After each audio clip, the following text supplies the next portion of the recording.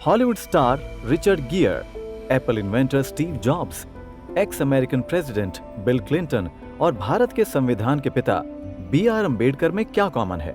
जो कड़ी इन लोगों को आपस में जोड़ती है उसका नाम है बुद्धिज्म। इसकी खास बात है कि बुद्ध के मानने वाले दुनिया के हर कोने से आते हैं। That's why it's called a world religion। Buddhism को फैलाने में किसी भी तरह की जोर जबरदस्ती या वायलेंस का इस्तेमाल नहीं किया गया। वैसे बुद्ध ने कभी रिलीजन फॉर्म करने की बात नहीं की। बुद्ध के समय और उनकी डेथ के बाद बुद्धिज्म कई हिस्सों में बंट गया।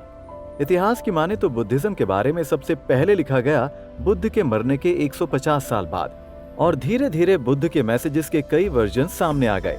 वर्जन कोई भी हो, लेकिन बुद्धिज्म 4 नोबल ट्रूथ्स यानी 4 सत्य और नोबल 8 फोल्ड पाथ पर बेस्ड है।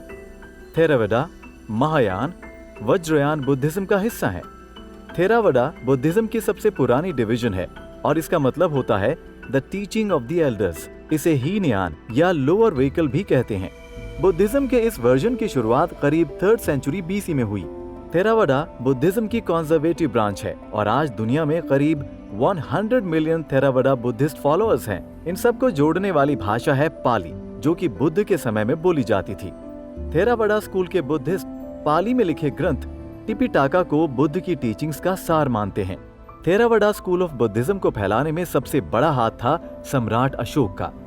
बर्मा, कंबोडिया, लाओस, श्रीलंका और थाईलैंड में थेरावाडा काफी पॉपुलर है। दूसरा स्कूल ऑफ बुद्धिज्म है महायान स्कूल। महायान का मतलब होता है बड़ा वाहन यानी ग्रेट व्हीकल।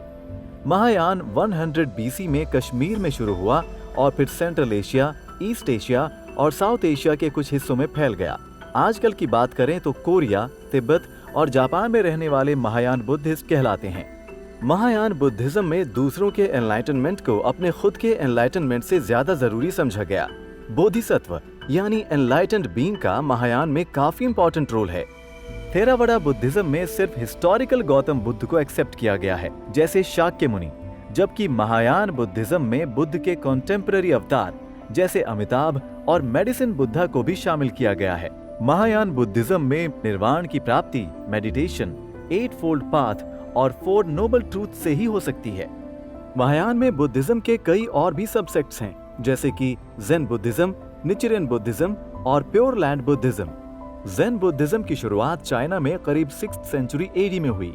इसे चैन बुद्धिज्म भी कहा जाता है। चैन का मतलब होता है मेडिटेशन। ज़ेन बुद्धिज्म चाइना में शुरू हुआ और कोरिया और जापान तक फैल गया। कहते हैं बोधि धर्म नाम के एक इंडियन सेंट ने शाओलिन मोनेस्ट्री में इसकी शुरुआत की, जो कई दिनों तक एक दीवार को देखते रहे और फिर उन्हें ज्ञान की प्राप्ति हुई। ज़ेन पर चाइना के एक लोकल रिलीजन ताओइज्म का काफी इन्फ्लुएंस है। बुद्धिज्म के इस फॉर्म में गुरु का रोल बहुत सिग्निफिकेंट है। ज़ेन गुरु या तो बोधि धर्म के डिसेंडेंट्स होते हैं या गौतम बुद्ध के।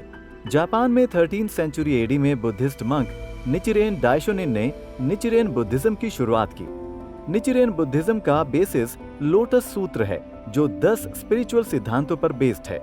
इस बुद्धिज्म की बेसिक टीचिंग्स में लोटस सूत्र को चैंट करके और उसका मतलब समझ के एनलाइटनमेंट को हासिल किया जा सकता है। निचिरेन का दिया गया मंत्र है नम म्योहो रेंगे क्यो, जिसका मतलब है devotion to the mystic law of the Lotus Sutra. ये बुद्धिज्म का मूल मंत्र है। निचिरेन ने अपने जिंदा रहते बाकी के बुद्धिस्ट स्कूल्स को काफी अपोज किया और कहा कि वो गलत रास्ते पर जा चुके हैं। इससे उनके काफी दुश्मन बन गए और उन पर 2 बार जानलेवा हमले भी हुए। आज निचिरेन बुद्धिज्म पूरी दुनिया में प्रैक्टिस किया जाता है। इस प्रैक्टिस के कई अर्बन फॉलोअर्स हैं। प्योर लैंड बुद्धिज्म की शुरुआत चाइना में हुई और ये बुद्धिज्म आज ईस्ट एशिया में बहुत पॉपुलर है। चाइना में एक पहाड़ का नाम है माउंट लुशन। इस पहाड़ को बहुत पवित्र माना जाता है। इस जगह कई स्पिरिचुअल डिस्कवरीज हुई हैं। यहीं प्योर लैंड बुद्धिज्म का भी जन्म हुआ। अमिताभ बुद्ध वो बोधिसत्व हैं जो प्योर लैंड नाम की मिस्टिक दुनिया के भगवान माने जाते हैं। इस प्योर लैंड में अमिताभ बोधिसत्व ऑफ कंपैशन की ब्लेसिंग्स के थ्रू पहुंचा जा सकता है।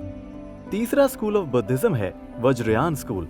वज्रयान का मतलब है बिजली का विमान, पर अक्सर वज्रयान को तांत्रिक बुद्धिज्म भी कहा जाता है। वज्रयान बुद्धिज्म में बोधिसत्व के साथ साथ देवी देवताओं को भी फॉलो किया जाता है। वज्रयान बुद्धिस्ट्स का मानना है कि ट्रेडिशनल प्रैक्टिसेस से एनलाइटनमेंट मिलने में बहुत साल लग जाते हैं, लेकिन वज्रयान बुद्धिज्म फॉलो करने से एक ही ह्यूमन बर्थ में एनलाइटनमेंट पाया जा सकता है।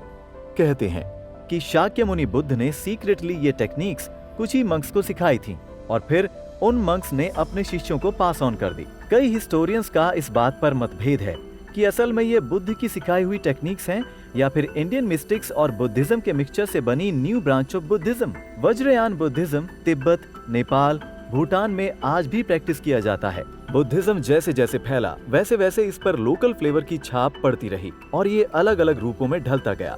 बुद्धिज्म के इतने सारे फॉर्म्स हैं, जितने बुद्धिस्ट्स उतनी तरह का बुद्धिज्म, लेकिन सारे बुद्धिज्म में एक चीज जो कॉमन है वो है बुद्ध की टीचिंग्स और निर्वाण की प्राप्ति। बुद्धिज्म का रूप चाहे कोई भी हो, लेकिन सारे रास्ते बुद्ध की शरण में जाकर ही खत्म होते हैं।